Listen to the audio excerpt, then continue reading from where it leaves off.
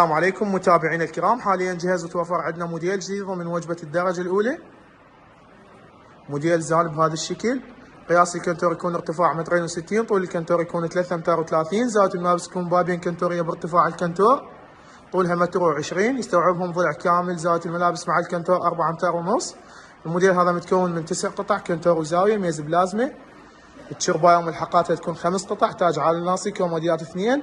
سرير الموديل يكون بلاويد اسود 6 رجلين، وميز مرايه هذا الموديل يحتوي على 4 مجارير اضافه الى ابواب عدد 2. جميع مجارير هذا الموديل تكون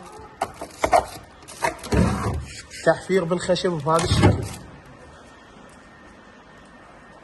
جميع النقوش اللي مستخدمينها على هذا الموديل تكون زان.